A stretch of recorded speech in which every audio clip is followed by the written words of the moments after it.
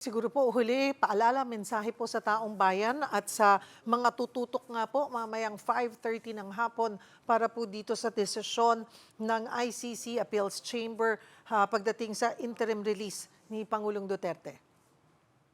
Magandang hapon po. Alam ko lahat nagdadasal. Kung ano man po ang laman ng dasal nyo, ay sa inyo po yan. Pero sa bahagi po ng mga biktima, humingi lang din kami ng kung naawa po kayo sa mga tao, konting awa para sa mga biktima na namatayan.